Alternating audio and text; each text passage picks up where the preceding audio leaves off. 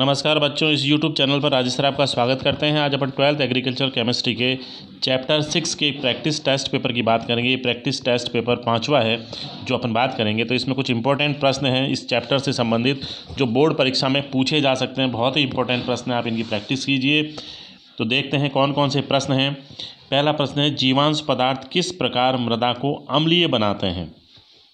अगला प्रश्न है प्रश्न नंबर 2, चूने का मृदा पर कोई 4 प्रभाव लिखिए। यानी चूना जो होता है वो मृदा पर किस प्रकार से प्रभाव डालता है। अगला प्रश्न है, रिग्रेडेशन किसे कहते हैं। चौथा प्रश्न है, विद्युत चालकता का मापन किससे करते हैं। इसके बाद जो क्वेश्चन है 5वां, लवणीय क्षारीय मृदाएं किसे कहते हैं। इसकी एक परिभाषा है जो आपको लिखनी है।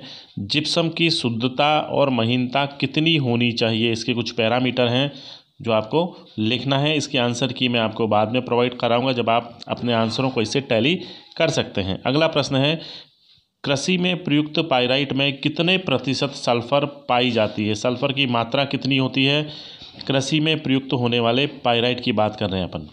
अगला प्रश्न है, क्षारीय मृदा सुधारक गंधक की मृदा में अभिक्रिया की रासायनिक समीकरण लिखिए। यानी क्षारीय मृदा सुधारक जो है गंधक, उसकी मृदा में क्या अभिक्रिया होती है, उसका आपको रासायनिक समीकरण लिखना है।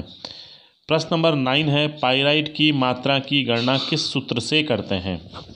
प्रश्न नंबर 10 है, किन्हीं 2 जैविक सुधारकों जो कि कार्बनिक सुधारक कहलाते हैं के उदाहरण लिखने हैं। अगला प्रश्न है, सीरा का रासायनिक संगठन लिखिए।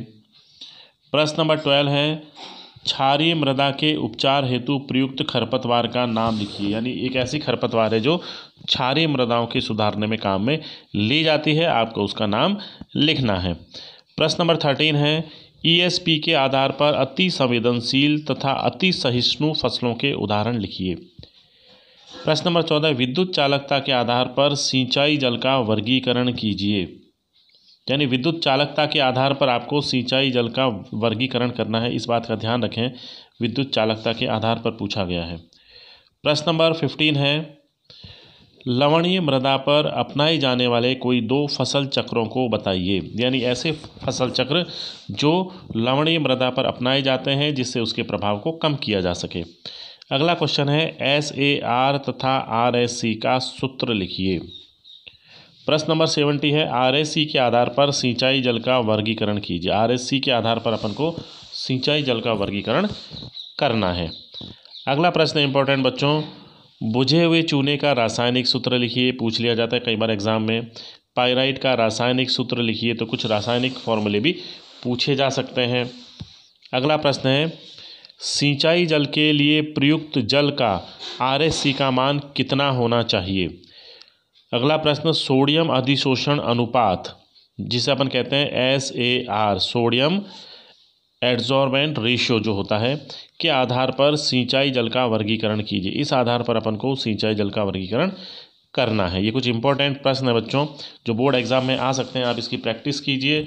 और इसी तरह के क्वेश्चन पेपर जो है मैं अपलोड करूँगा अपने अगले वीडियो में, तो आप मेरे चैनल को सब्सक्राइब जरूर करें और बेल आइकन को ज़रूर दबाएं ताकि आपको जितने भी नोटिफिकेशन है वो जो भी मैटर मैं अपलोड करूँगा चैनल पर वो आसानी से आपको प्राप्त हो जाएंगे, बिना किसी जांच के, और आप उसको देख सकते हैं आसानी से। तो चैनल को सब्सक्राइब जरूर करें। अगला प्रश्न अपन देखते हैं, लवणीय तथा क्षारीय मृदाओं में कौन कौन सी सस्य संबंधी क्रियाएं लाभदायक होती हैं, उनके नाम लिखो। यहाँ हम बात कर रहे हैं बच्चों सस्य संबंधी क्रियाओं की, जो बागवानी से संबंधित क्रियाएं होती हैं कौन कौन सी हैं और उनके आपको नाम लिखने हैं। अगला प्रश्न है, पाइराइट का वितरण किसके द्वारा किया जाता है। वितरण जो है इसका, यानी पूरे भारत में इसको जो वितरित किया जाता है, डिस्ट्रीब्यूशन किया जाता है, वो किस फर्म द्वारा किया जाता है। जिप्सम डालने का सबसे उपयुक्त समय कौन सा होता है, यानी किस समय जिप्सम को मृदा में डालना चाहिए। क्षारीय मृदाओं की पहचान के कोई 2 चाक्षुक लक्षण यहाँ पर पूछे गए हैं। चाक्षुक लक्षण यानी ऐसे लक्षण जिसे हम आँखों से देख सकते हैं, दिखाई देते हैं, वो कौन कौन से हैं जिससे हम क्षारीय मृदाओं की पहचान कर सकते हैं। तो बच्चों ये कुछ इंपॉर्टेंट प्रश्न थे जो आपके एग्ज़ाम के लिए बहुत हेल्पफुल हैं, बहुत इंपॉर्टेंट क्वेश्चन हैं जो बोर्ड परीक्षा में पूछे जाते हैं। तो ऐसे ही प्रश्नों को देखने के लिए आप इस चैनल को ज़रूर सब्सक्राइब कीजिए। मेरा चैनल है केमी साइंस विद राजेश सर। धन्यवाद।